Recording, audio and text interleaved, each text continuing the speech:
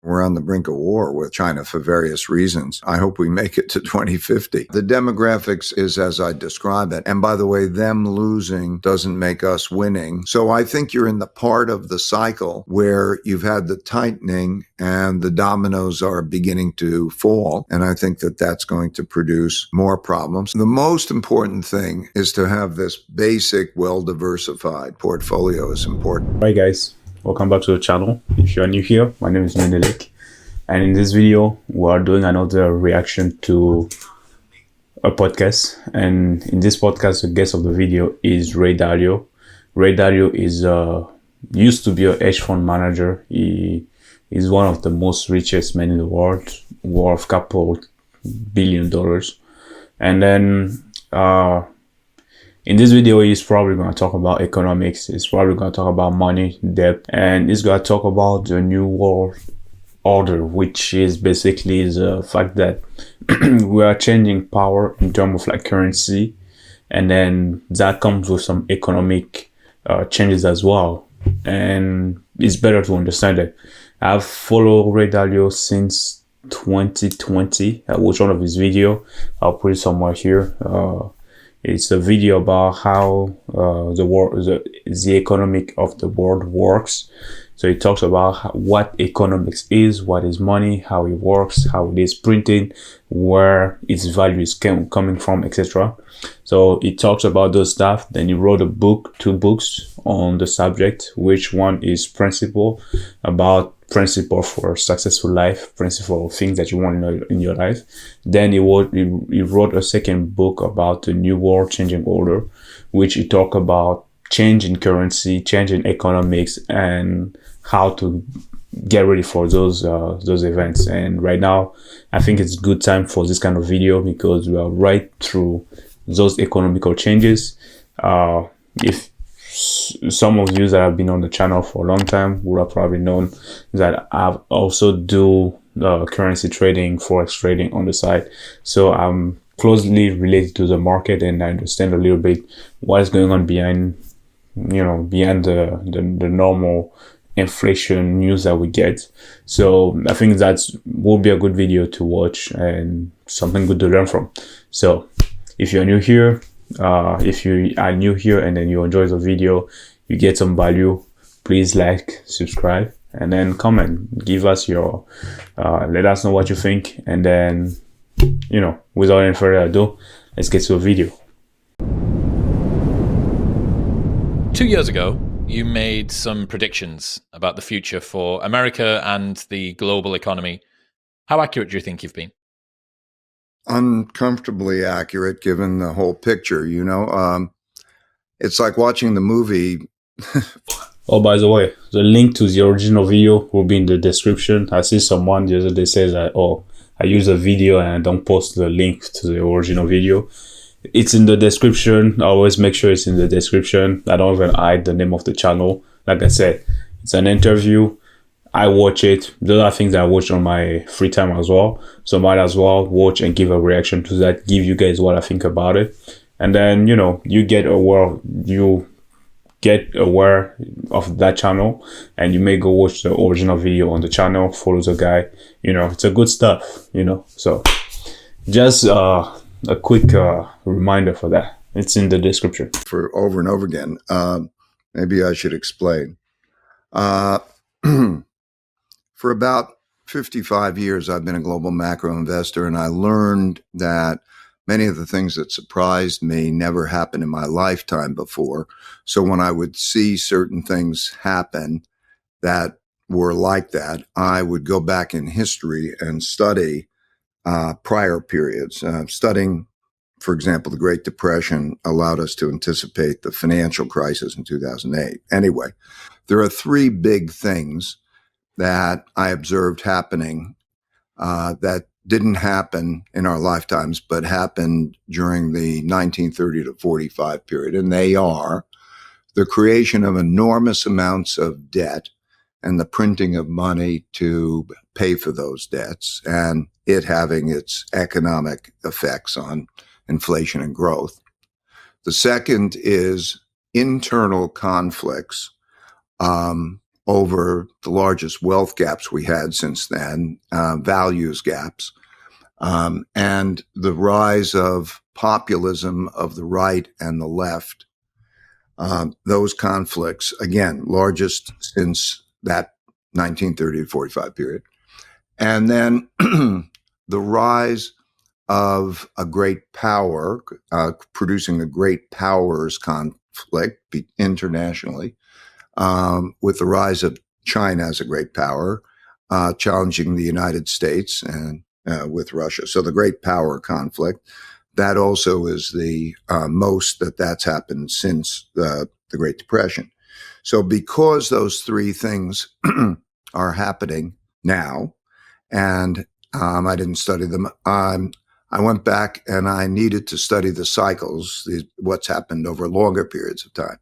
So I studied the last 500 years because these big cycles take about 75 years, give or take about 50. So, like the rise and decline of the British Empire, the rise and decline of the debt.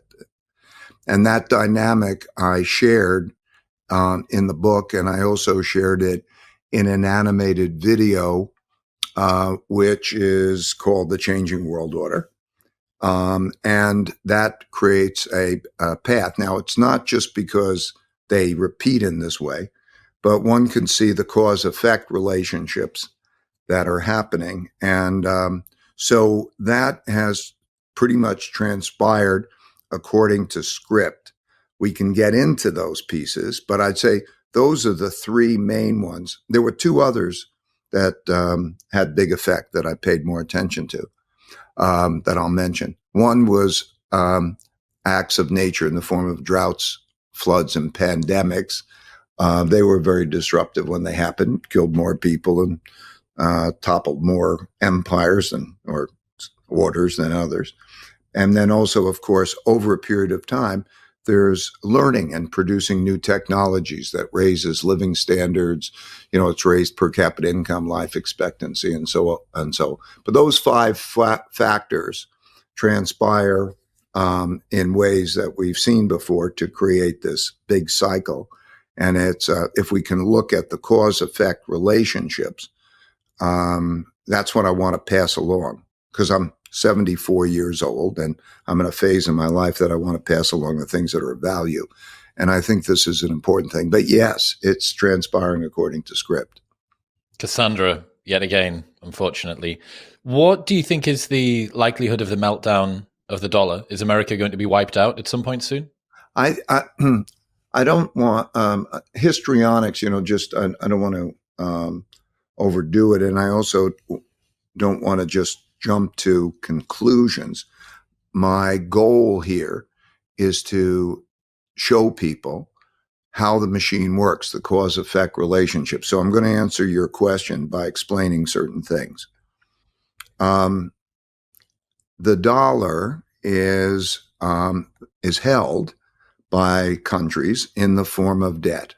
In other words, when you say I'm holding the dollar, you're holding a debt instrument. And when we have a problem with the debt instrument, a few problems with it, holding the debt instruments, those problems are that, first of all, as a result of what the United States was in the world, the largest trading country, the dominant empire, and so on, there's been a huge accumulation of dollar-denominated debt in dollars, therefore. And there's also been a lot of deficits that had to be funded, which happens by selling dollar-denominated debt, which a lot of foreigners and banks and others bought. And so they have a lot of dollar-denominated debt. Now, if you're a creditor, meaning an owner of dollar-denominated debt, you need to have an interest rate that is high enough to more than compensate you for inflation.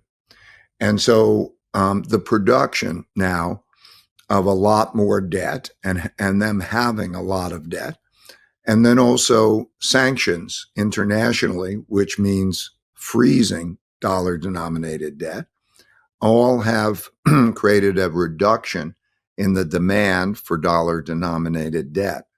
There's also, concerns in the world about some of the things that are going on in the United States, and that's reduced that. As a result of that, you're seeing more transactions take place in other currencies. And if they take place in other currencies, then others want to save in those other currencies because that's how they pay for it. So if you want to save in what you pay for, you save more in it and less in dollars. And so that's the dynamic that is reducing the demand for dollars and dollar debt at the same time as the supply of it keeps coming because we have large deficits. I know this sounds complicated because, it talks about stuff that we may not really understand when it comes to debt and dollar denominated debt. The question is okay, who is willing to take on those debt? What country, what foreign companies are willing to take on those debt and to pay it with high interest at the end? And then, but the overview here is we hear in news, people talk about inflation, they talk about COVID printing a lot of money, etc. But sometimes we don't really understand how the economical system works and how it is tied into the political system, the geopolitics of a country, the demand, culture, etc. Because in the sense what he's saying here is all of these things are not only based on economic alone, right? Some of them are based on geopolitics, right? Some countries getting sanctioned based of them owning the dollar denominated debt, so it bring concern to those countries that if we take our debt on the dollar and something happen, will we be sanctioned? Will our fund be frozen, etc.? So they will probably switch to other currency. In the recent case is more of the Chinese one, right? The internal turmoil in the US, which the uncertainty and everything that is going on here will make other countries or foreign companies that are used to take on dollar denominated debt to be more cautious and to be more how does it say? Diversified in how they take on those debt. It's kind of like an investment. So which one is the best investment to take, and then which one is the less to pay? So if you can work with the one instead of the dollar, which you have to pay high interest on, you're probably gonna go with the one, etc. And then those things kind of will reduce the demand of the dollar, but we also do have a lot of supply of the dollar due to the large printing that has happened recently in 2020, 2021, right? So it's okay, if you have a lot of supply but less demand, the value of the currency itself is going to go down, right? So those are things that we don't really. So the underlying value that those dollars represent isn't increasing, but the number of dollars spread across that is. Yeah. So that there's a supply-demand issue. That supply-demand issue, by the way, also exists in European currencies. Okay, they have too much debt and they're financed the same way, and Japanese currencies. And so what you're seeing is the movement, all that weight of money and debt is causing prices to go up, inflation. And that's also being worsened by the supply chain deteriorations that are due to the international conflict. So, for example, in the case of, let's say, China and the United States and other countries, as they prepare for the possibility of war, they want to be self-sufficient. And so, as a result, they work on being self-sufficient more than integrated and efficient. And so that dynamic is playing an important role too. What do you think the next few years have got in store for us? I'm going to take all three of those influences and answer it because they're all related.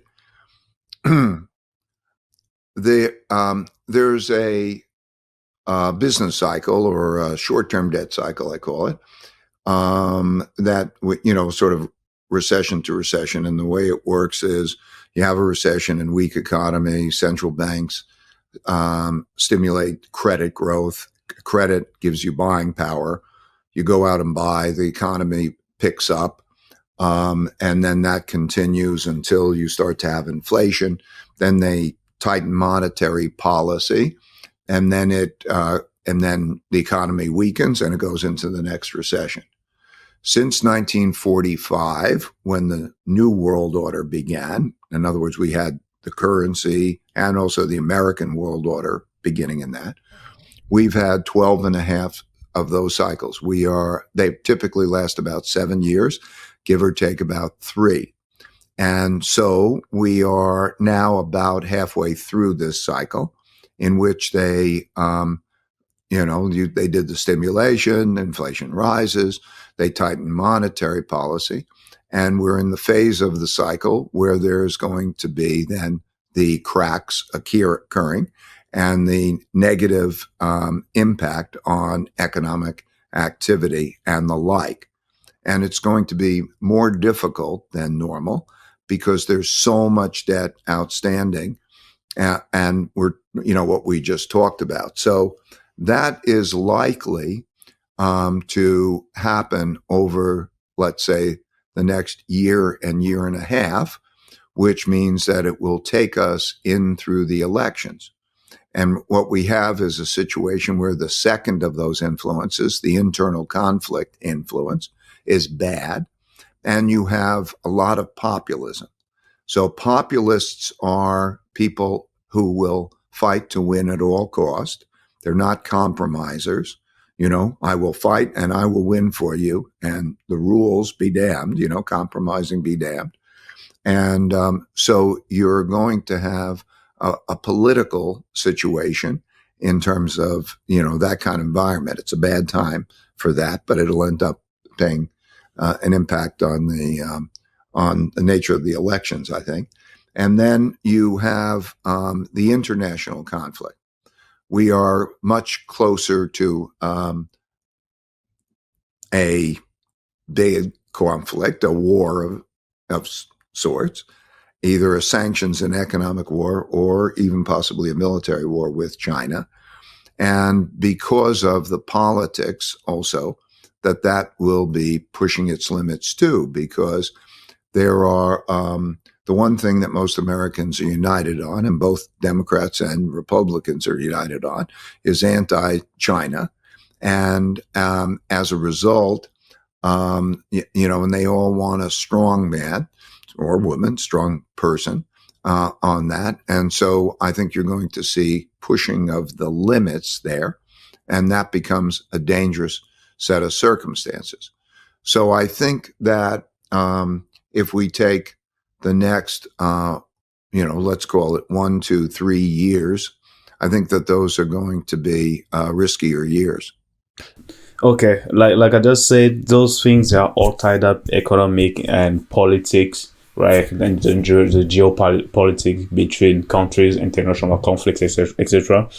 But then we can see that it talked about those cycle being something that repeats itself, right, over a long period of time. And I think one of the things that I like with Ray Dalio is the fact that when he's breaking down the understanding of economics and his view on economics, it goes as far as 500 years back, and then looking at data and then historical events that happen economically, politically, that tied into those big cycle. So the last New World Order happened in 1945, which is after the World War II, the change in power, the US on top, and then the Allied, etc. Which since then until now, we have had 12 cycle of, so in the cycle, it said that usually it's the central bank, they come in, they give out credit, which leads into inflation. So give people buying power, leads into debt, then they tighten up credit, and then it lead into recession, and then those cycle continue for 12 years. So what it's saying is that right now we are halfway through that same cycle, which we have about the cycle that we're in right now, which is the inflation phase, is going to last at least 1 more year or 1.5 years, which will lead into the next US election in 2024. Now, the issues that we have right now is that we have a lot of things on top of that. It just doesn't stop to the cycle being in inflation, but there's also political issues and internal conflicts that ties in as well as we're entering into the election in 2024 with, the populism, people wanting the outcome to be right. They don't really care about the rule anymore. It's like, okay, I'm right, and this is what I'm going to do whatever I can to prove that I'm right, and then to make that my statement or the things that I stand for comes true, which is a political issues that we have here internally, right? Then it doesn't stop only there. We also have international conflict, right? With Russia, Ukraine, China, and then, how those things tied up. It's crazy. And we're in a kind of like dangerous time, because I woke up this morning. I don't like checking Twitter in the morning, but I did check Twitter, and apparently there was an attack on the Kremlin, which is like the White House for Russia. And hearing those things like this, you can see how tension is rising. We're getting through close to midway through 2023, and then we're getting into 2024, which, the way things are going, it's gonna be ugly as it continue. So I don't know, understanding those things kind of like give you a little bit of reassurance, and at least, I don't know, understanding what to do in a sense, it may help. I don't know. We'll see what, if things are the things that, as an individual you can do in order to go through those times, because it's not going to be easy. It's going to impact everybody. So let's see how it goes. I spoke to an evolutionary psychologist and an evolutionary anthropologist a little while ago on the show, and they were teaching me about the values and the type of characteristics that ancestral tribes would have preferred in leaders at different states. And in times of warfare, more dominant leaders were the ones that were preferred. In times of peace, more prestigious leaders were the ones that were preferred. Makes complete sense. If you are facing a scary tribe from the other valley, you want someone that's going to stand firm and is going to not take any shit, and they're going to go for it. When in times of peace, that person becomes a bit tyrannical. It's a little bit too much energy when there's not anybody else to fight. And it's so funny how you see this just same dynamic. To me, it seems play out no matter how big the populations get. It's essentially the same physics. That's right. It's happened repeatedly. If you're in a war, what you want is the commander and everybody, to goddamn follow the instructions and just do what you're told. And it's not like we're going to sit there and argue, debate, and so on. So what you see is the breakdowns, and particularly you see the breakdowns in also when they're at odds. There's a lot more to argue about, like now, the populace of the left and the populace of the right. And so in the 1930s, you saw 4 democracies become dictatorships, choose to become dictatorships. They had parliaments that chose to become dictatorships. Germany, Italy, Spain, and Japan chose that, because in order to fight, that's what you need. And that your anthropologist friends are right on that. Yeah, they're consolidating power in an attempt to try and be able to enact more change more easily. It's not, we haven't got time. We haven't got time to get this across the line diplomatically. We haven't got time to get everybody on the same page. We'll have one person who knows what they're doing and they'll push it forward. One thing that And another thing that's common is the foreign enemy. When you have a situation where you have internal dispute, it's very, very common to try to bring the country together, get support by the leader by having the common enemy. Yep. And so we'll all rally around, the leader, and you could see, it was like, when 9/11 happened and, the president, Bush gets a standing ovation and we're all behind you in that fight. And so that's timeless and universal dynamic. If you can't bond yourselves together over shared love of an in-group, shared hatred of an out-group is a close enough proxy, I suppose, for that interim. Was there anything over the last 2 years that you didn't anticipate, or is there anything particularly unique about the situation that we're in now? Every time people say it's going to be different this time, is there anything that could make things different this time, or is there anything that you've been surprised by? By and large, I haven't been surprised by. I mean, I didn't anticipate that we were going to have the war with Russia. But I did anticipate that we were likely, headed in a war-like environment. It's very much fell with as expected there. The economic and the financial very much is the same. So I'd have to, by and large, almost exactly it's transpired the way described. And that's why, again, look, I did the video for free on YouTube, The Changing World Order. What I'm trying to do is to just pass it along for people's consideration, to understand the cause-effect relationship that goes there. But yes, it's unfortunately going according to script. That doesn't mean it's destined, okay? But it's difficult to take off track. What do I mean by that?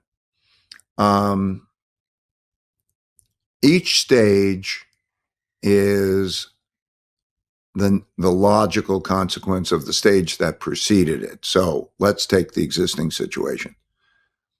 The United States has a lot of debt, and it has deficits. So it has to sell debt. Now, if you say, and others are holding debt, and if you say, how do you get healthy? You have to spend less than you earn to not borrow money and get financially strong. That's difficult. And particularly when you have a lot of debt, because you have to take a portion of your income and you have to pay the debt. And also you're living in spending more than you're earning. And so how do you rectify that? Cut spending? I mean, it's very difficult to cut spending.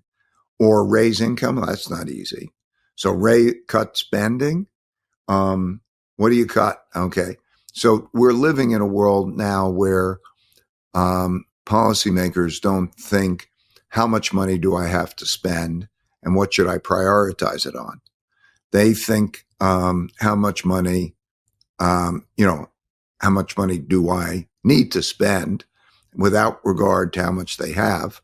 And then they go spend it, and then they have deficits that central banks can print. It's just like the same as individuals. They have the deficit, but in their case, they have the capacity to print the money to pay the deficit. So it's not easy to fix the financial problem. The internal problem, you know what it's like. Can you get people to come together to, say this is a common problem? Let's have the left and the right and people. Very difficult. People have big differences in values and conditions. And so it's very difficult to bring them together to deal with the problems. And the same is true internationally, easier said than done. So, given that dynamic, there is then the stages. And so it's pretty clear normally what comes next. All of these things are tied up, and we're in a tight spot because, like you just described, none of this stuff are easy to fix, right? How do you fix the financial problem, right? With people not understanding the economics that come behind it. And I mean, it's not people, but people that are in power and that have access to the fund of the country itself. Given all of these changes, what do you think people can do to best prepare themselves financially for the next few years? Well, I think that in saving, let's talk about that. There is, I think of savings in tiers. The first tier is to secure your well-being, to own a portfolio of assets that are going to secure your well-being.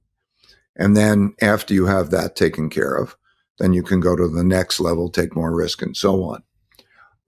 That well-being, that purchasing power, has to be viewed in terms of inflation-adjusted dollars. If you're holding a debt instrument and, a cash-paying instrument, and it gives you a 2% interest, and you have a 5 or 6% inflation, you lose money at 3% a year. So you have to look at that in real dollars, and you have to hold that portfolio in a way that is balanced to any kind of economic environment. And then the way I do it, and I remember, I didn't have anything, and then I start to acquire money, and I start to think, okay, how many weeks do I have, months do I have, or years that I'm financially safe, and what do I hold it in? So, and then, once you got that taken care of, you can go beyond it. And I wanted it in a very well balanced portfolio, that type of portfolio that does equally well no matter what happens. I can explain that a little bit more if you want. That'd be good. Okay. There are basically two big influences on markets. The growth rate and the inflation rate. Like if you know that growth is going to be faster than expected and inflation is going to be higher than expected, you know that bonds are going to go down, and vice versa. So the way I give that as an example. So the way I look at it is there are those two big influences, and then they can, so I have 4 environments, and each one of them can go up or down. So there are 4 quadrants that I think of: rising growth, rising inflation, and falling inflation. And I want to have a portfolio that will be 25% of my risk in each one of those, so that I don't have any bias. And so I pick the assets that are going to do well in each of those 4 quadrants, and I hold them in a balanced way. And I tested that, going back actually to 1900 and so on, and you'll actually increase your buying power. And so that's the kind of thing that I think in the beginning. Then you have to also make provision for taxes to some extent. So I say, whatever that amount of money is, I want twice as that. So in case it goes in half, and I want to build a portfolio that looks like that for, I don't know, X number of years that I have that. And that's the safe savings. And then when I go beyond that, then I'll take more risk. But I think that being safe particularly in this kind of an environment, is important. And I would take a perspective of how to do that that's like the one I'm just describing. What would be an example of an investment for each of those 4 quadrants? Well, I'm worried that we're going to take a long time to explain it. I've explained it elsewhere, but let me give an example. I'll take it. Like if growth, so there's these 4 quadrants: growth and inflation. If growth is less than expected and inflation's less than expected, you would like to own bonds. Okay. If it's higher than expected, you would not want to own bonds. Okay. If inflation is higher than expected, you would want to own assets such as commodities and gold and inflation index bonds. If growth is faster than expected, particularly if inflation is less than expected, you'd want to own stock. What would be an example? Okay.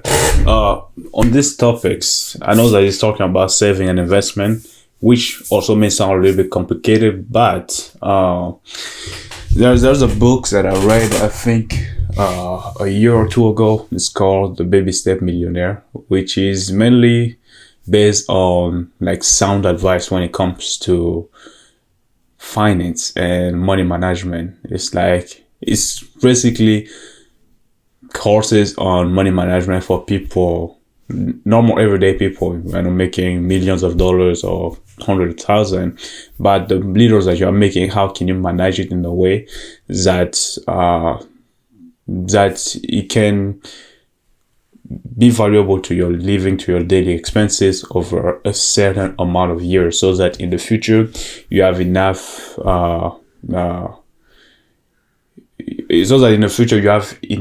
cushion to take more risk on, if in case you want to do business, etc. So in the books it talks about saving at least 10% of everything that you earn, pay your debt, credit card debt, car payment, etc., and then cut your expenses so that you have surpluses that you can add to your saving, and then you can boost your savings so you can max them. So over a certain amount of years, you have enough cap to help you move to the next level. Let's say you start at the minimum level, you're making that much, but you are saving for a couple of years, and then you go and buy a new skill. So 2 years, you may start, doing something, doing a job that is paying you minimum wage, etc. You find a way to cut costs on your expenses. Then you save, and then the surplus of the money that left, you put it on your savings, so you max those out. It gives you caution so that over a certain amount of time, you at least have some cash on the side, which you can use to buy a new skills that will help increase your income. And then the more you save, the more you do that, you increase your income over time. And then as your saving is increasing, you put it into a safe investment, retirement fund, etc., so that it can bring you some return over a long period of time. So by the time you retire, you at least have something decent in your bank account. You have a house, a decent car, and then enough money to send your kids to college, etc. Which was, I think, that's the normal advice that I've gotten in terms of like money, like not anything crazy. It's called Baby Step Millionaire by what's his name? I forgot the name of the guy, but I will put it somewhere in the video. Yeah, so I read that, and then there's one other book called The Richest Man in Babylon, which basically is the same concept. Saved at least 10% of everything you earn, and then over time put those 10% to work, which is a part where he's talking about once you have a caution to know that, okay, I have enough money to survive 3, 6 months, a year, 2 years, 5 years, then now I have surplus of money to take on risk.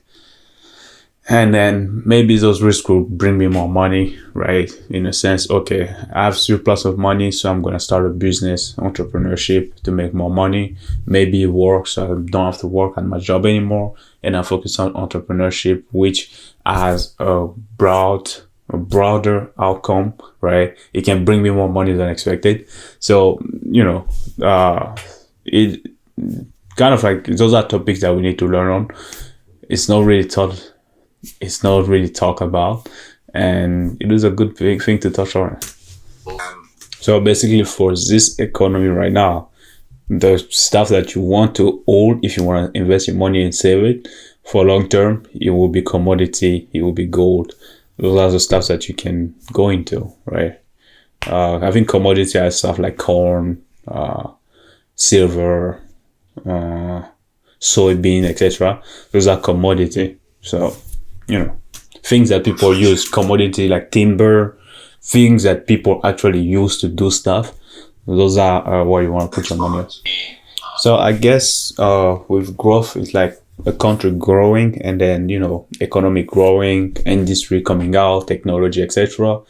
It makes sense. It will be ideal to hold stuff like stock or equity of a company, because they are growing. Like, let's say by the time Facebook started, right, that's kind of like growth, right? Facebook, Amazon, Apple, and all those kind of stuff, those are time of growth. And at those time, the best investment at the time would be stock of certain companies, equity, because over a period of 10-20 years, you see that there are people that have made money like that during those time, because they invested in Google, they invested in Facebook. Those are stocks, right? At that time, I don't know, but I'm guessing that probably inflation was low at the time, and then growth was higher than inflation, was higher than expected, and things were moving at faster pace. Right now, we can't say that. We know that inflation is really dominant. Inflation is pretty high, and safe bet will be what they call commodity, gold, soybean, etc. And then it talks about one more thing is when both inflation and growth are low, you should hold bond or something. So you get the idea. One of the things that you brought up earlier on was the changing internal structure. This is driven by a number of factors, but one of them being increasing wealth inequality. At the moment, it seems like there is a decline in praising work ethic, especially in the US. Do you think that that is a symptom or a cause of what we're seeing at the moment? Well, I think I'm referring to let's say the wealth gap. I think that there's there's a lot of particularly unproductive people. For example, for various reasons, but I live in the state of Connecticut, and my wife tries to help students in the poorest neighborhoods that have the worst conditions. And I'll give you this example. The state of Connecticut is usually number 1, 2, or 3 in the richest state in the country. But 22% out of the last survey, it's actually higher than this, 22% of the high school students in Connecticut have either dropped out of high school or have absentee rates of greater than 25% and are in failing classes. And there's a great deal of poverty and the breakup of the families and the guidance. There's a cycle that takes place. And so you're seeing the general competitive education levels, the conditions in Connecticut. So we operate philanthropically, and I'll give you an example. There was COVID, and the kids have to get educated. And 60,000 kids didn't have computers or connectivity. And no government was going to do anything about it. So, we had to buy 60,000 computers to give it to kids in order for them to have education. Well, And there's hunger, and there's poverty, and there's drugs. It's how the educational system is funded. Education is a state issue by the Constitution.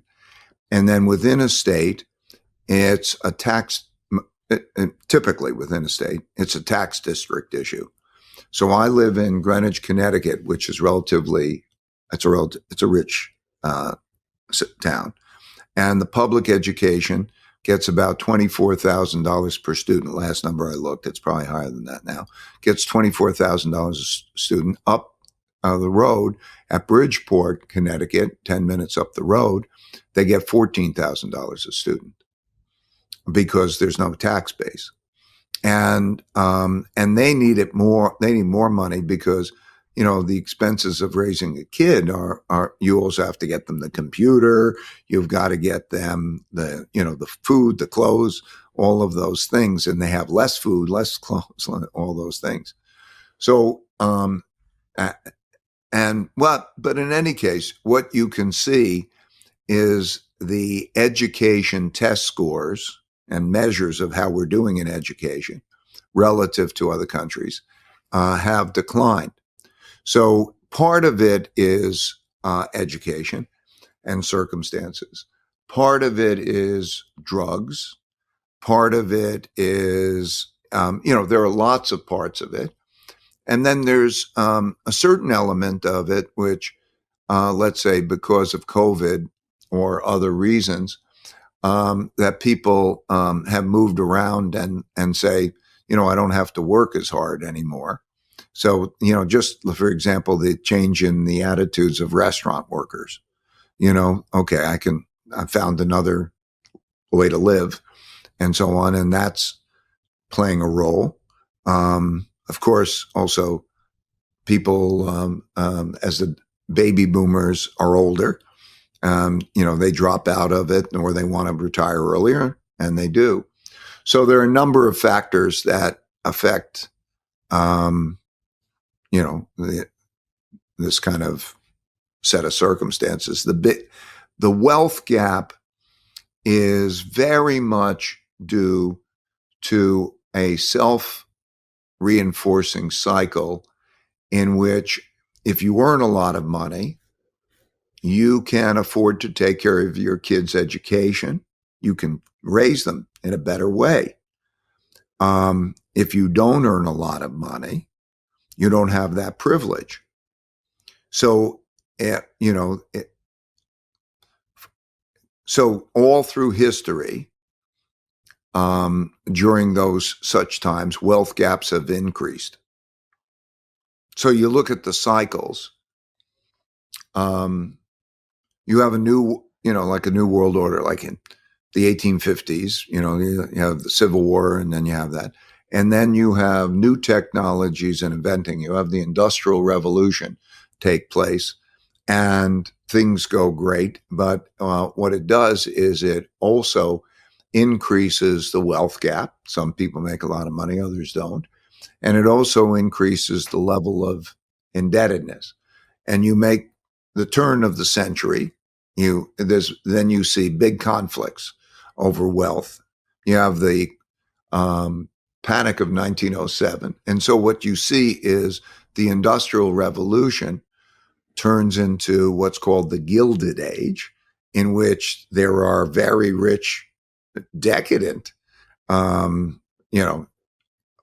there's poverty. And, in the early turn of the century, people are living very, very lavishly, very decadently at the same time as their, sweatshops and all of that. And then there's kind of a revolutionary reaction to that. So these things happen over and over again for the same reasons. What would you tell young people then at the moment? What advice would you give them? First of all, learn how, I'd say a few things. First, know your nature. Everyone has a different nature, a pull. What's their pull toward? I created a personality profile test called Principles U. I put it online for free, and it tells you a lot about, what your nature is. And it also shows if you take the test and you put somebody else's in, they take the test, it'll tell you about your relationship. So you want to know what your nature is, what your pull is going for. And then you go through your journey of learning experiences that, has its ups and downs. And, you learn, you have your painful experiences, but I have a principle: pain plus reflection equals progress. You learn, you get that. And then to have perspective, to understand that all of these things, events transpire, know the whole cycle, see the whole thing, gain perspective, and understand where you are in the cycle. Understand where you are in the life cycle. There's a life cycle, from birth to death. And let's say on average, it lasts about 80 years. And you know that at different parts in that cycle, certain things are going to happen. You're going to, first third of it, you're going to be dependent on others and you're learning. Second third of it, you're going to be independent of your parents and so on. And others will become dependent on you and you're working to be successful. At the various ages, you get married, you have kids, all of these cycles. There's a life cycle that happens over and over again. And then there are these other cycles, these cycles of,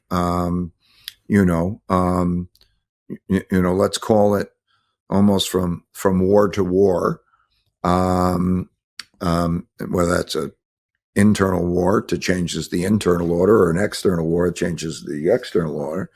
And there's a cycle that has to do with a debt cycle and those others. And you have to know what those cycles are like and kind of where you are in those cycles, and you navigate it well. I mean, the main thing, is being strong, smart, capable, and adaptable. But that's why I put out these videos and books to try to help people understand that. You mentioned one of the common life landmarks that people get to is having kids and getting married. At the moment, especially in the West, but also even more so in Asia, birth rates are falling through the floor. We've got 0.78, I think, in South Korea. We've got just around about 1 in Japan. China also looking really bad at the moment. How concerned are you about current population decline and future demographics? Well, it's a real burden, and also depending on where it is, it's a real burden, because the young have to take care of the old. So, let's say, for example, in China, with the one-child policy, a married couple has 4 old adults that they have to take care of. There's not an adequate social program. And that takes time and money, and it makes it, a great burden, makes productivity a problem. And so you see, like you say, you see this, these are burdens, costs, because those who need taking care of and are not earning money need those resources, and it's sapping. One hopes that productivity increases faster than this burden, but then it requires you have to, if you raise that, you have to then divide the pie well. So it's demographics is a burden. You are maybe alluding there to stuff like AI, robotized workforces assisting in terms of getting more juice out of the smaller demographics that we do have, and the potential gains of that accruing to a small number of people that own that organization. You need a relatively small group to be able to, I don't know how many people are in the open AI company, but something tells me it's a significantly smaller number than the amount of impact that it's had and is probably going to have. Right. So that's exactly right. So if the society as a whole can do that, what it will do is it'll naturally make some people very rich and some people very poor, but it can raise productivity enough that it can raise living standard. Let's just imagine robots always work there and you don't have to have people doing the jobs. Then what you have to deal with is how do you redistribute the wealth and opportunity? Videos and books to try to help people understand that. You mentioned. Okay. What it talks about the advice that was given, I think if you read the book, you would have a little bit of more understanding of what he's trying to say in the short minute that he has, because like I said, he had two books. One was on life principle, basically if you want to be successful, if you want to live a successful and fulfilling life, that you are following your purpose, etc. What are the things that you're going to encounter, and what are the cycles that typically happen during one's life? And then once you encounter those cycles, what are you supposed to do in terms of the people around you, people that you want to work with, people, how you connect with other people, or what are your, how do you say it?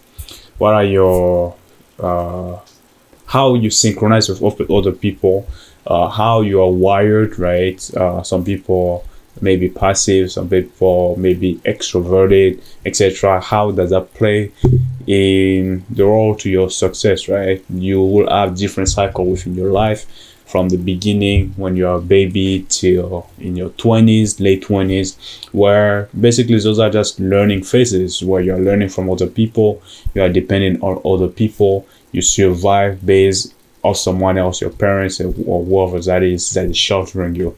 Then you enter your 30 to your 50s or 60s. Those are times that you're independent. You start to create a life of your own with someone else. Probably you will have people now that are depending on you, kids, etc. And then you will enter the latest phase of your life, which is the 60s to the 80s, which is basically the phase that you know that, wow, I've lived most of my life, I'm going toward death, and what can I leave behind to my kids, my grandchildren, the people that are coming behind me, etc. And that's what is good that I can live for this world as I'm moving onto, the nothingness and whatever that comes with, right?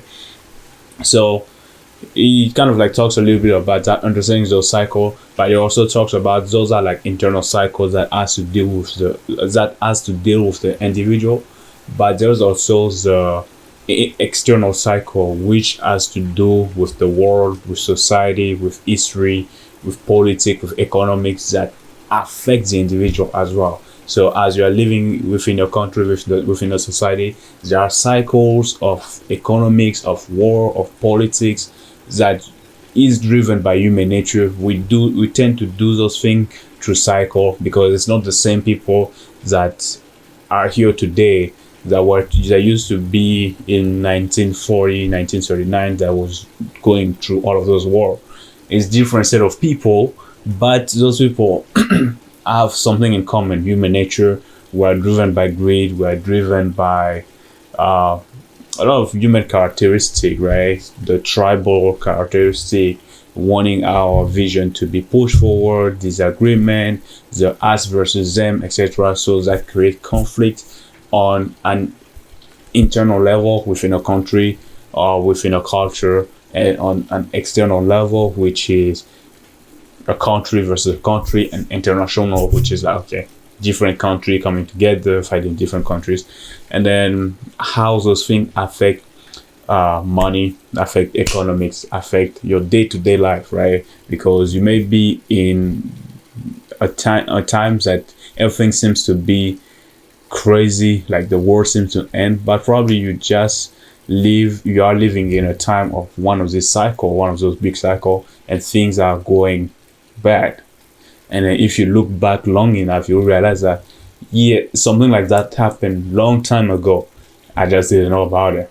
COVID, for example, it's a pandemic, right? Where it affects the world globally. People have all of the conspiracy theory, all of those kind of stuff. But if you go back long enough, you realize that, back, I don't know, in 18 something, that there was the Spanish flu that was going around killing people.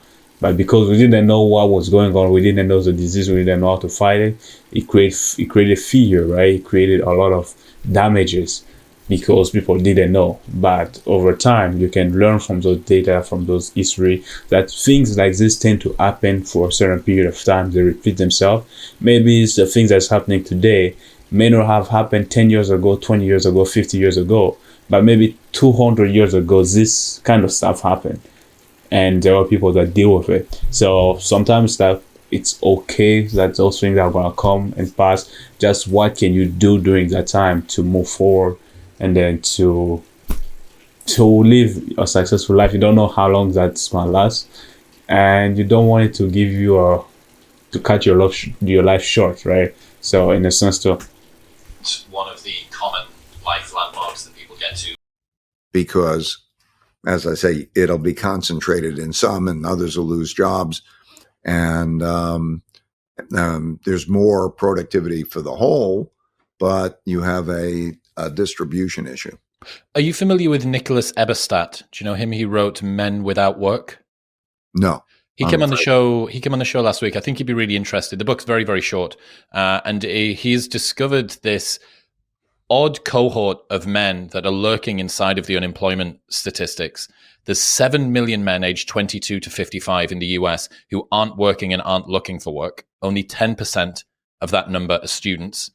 From the remaining 6.7 million, about 2,000 hours is the average amount of time that they spend watching screens, and 50% of that time on average is spent whilst on either prescription medication or weed, recreational drugs.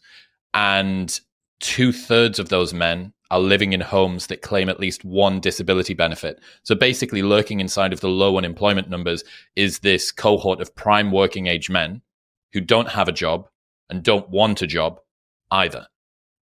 One of the potential downstream implications for that is, what does this mean for universal basic income?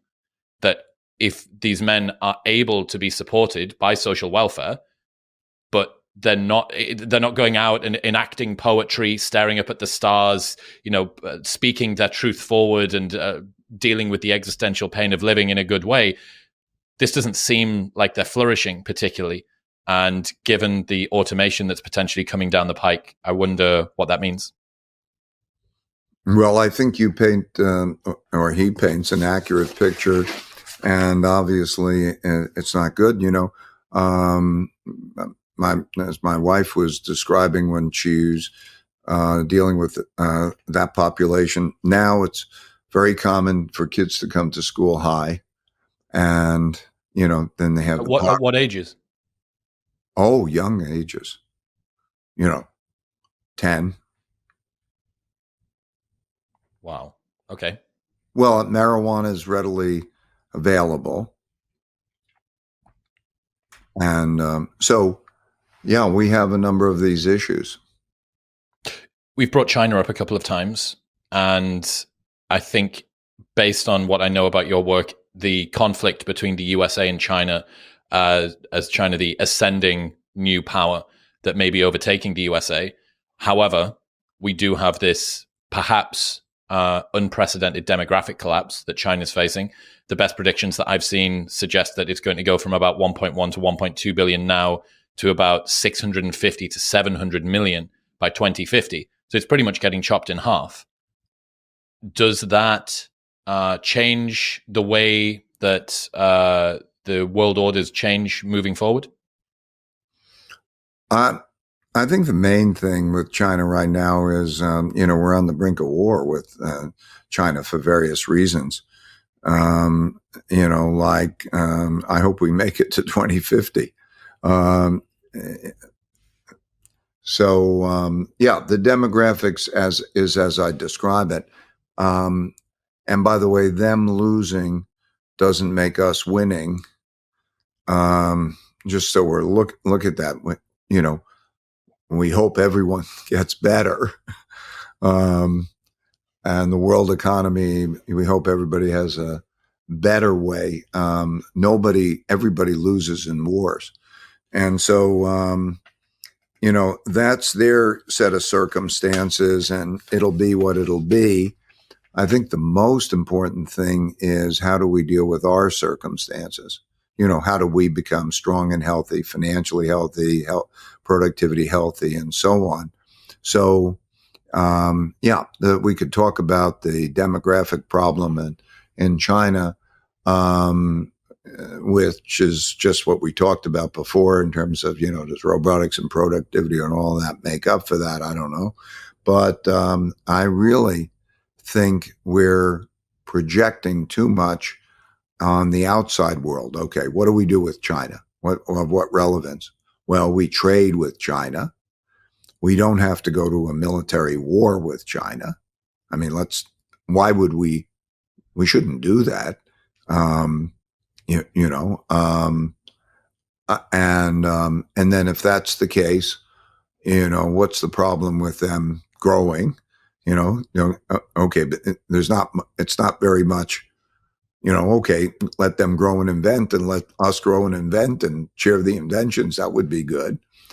But the problems that we're facing are pretty much our own problems, the things we're talking about, and the breakdown of infrastructure and, all of that.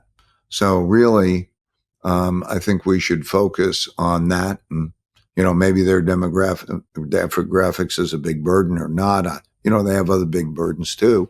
We all do. But let's focus on how we can be as good as we can be. Yeah, as opposed to presuming that this zero-sum game is China finds life harder, therefore America finds life easier. That doesn't work. Yeah, I understand. You might have seen the Restrict Act, which was brought up recently. It's lining up a potential ban for different types of online services, and it seems like one of the potential bases for banning TikTok from America, which, again, to me, just further embeds this them and us. China is enemy. If we can remove that influence from the West as much as possible, then we are going to end up in a better situation. Well, that's the dynamic, yes. What do you think about the Fed's messaging about this soft landing thing? Is that possible? Like, historically, I don't think it's really happened, but do they have enough control over the economy to be able to make this work? The big issue is that a lot of debt was created. A lot of it is government debt, but it is also corporate, to a lesser extent, household debt.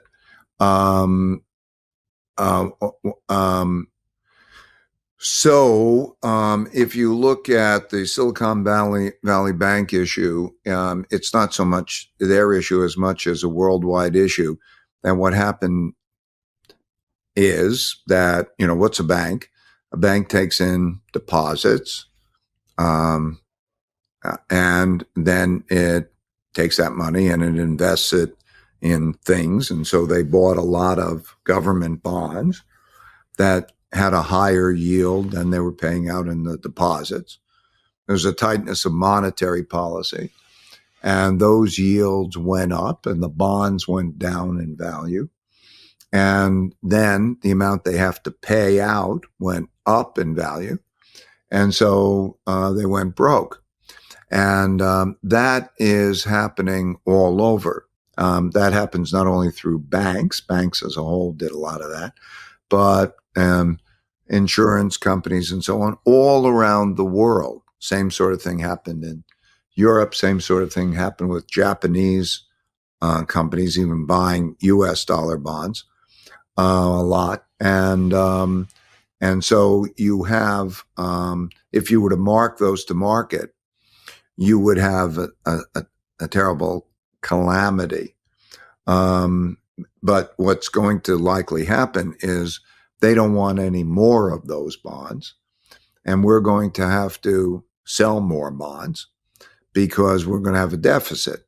So when you have a deficit, you have to pay for it through selling debt, and there's a lesser demand for that debt.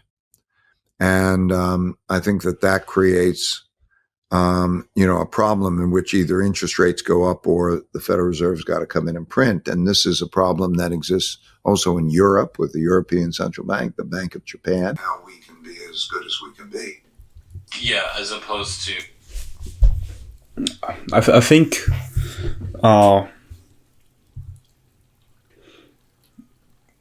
the philosophy here is just, as you know, as a person, if you apply to a big society or to a country, etc., is, sometimes if you focus too much on the adversary or on the opponent or on the enemy or whatever you want to call that other side, right?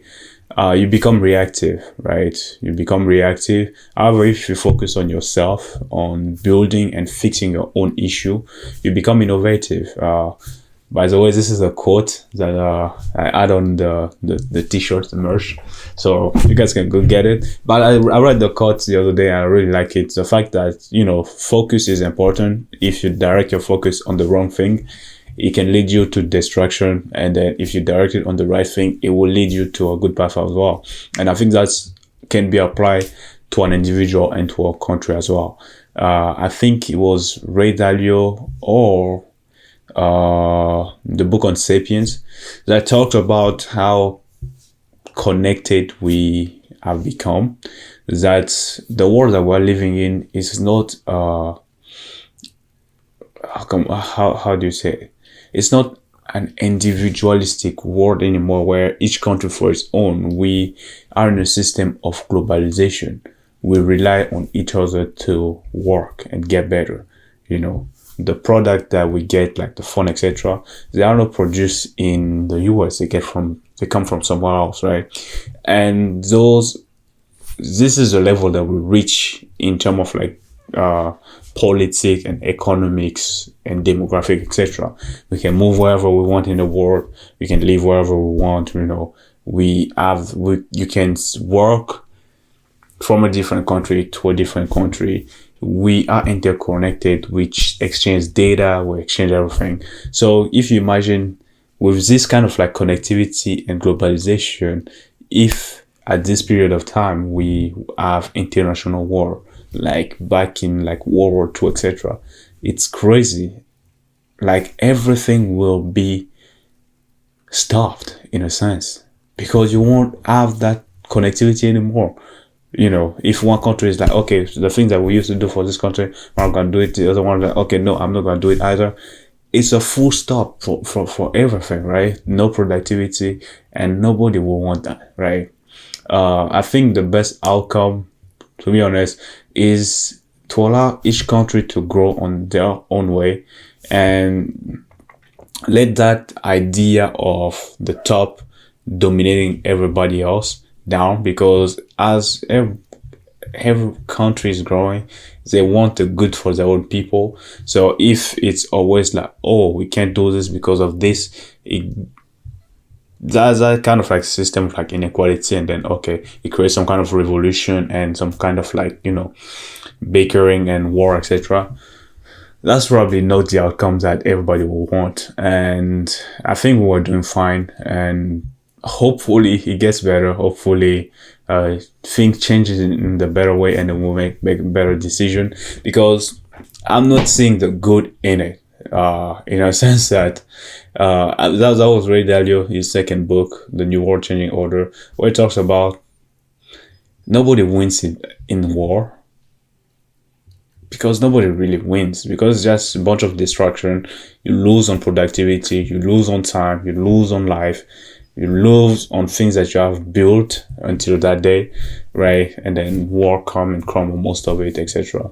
So it's a delicate topic. It's something that is really part of the actuality right now, and it's affecting all of us, right? Economically, geographically, sometimes even psychologically. If you open the news in the morning, you look at the news and you look at all of the negative things, it makes you wonder about your life, right?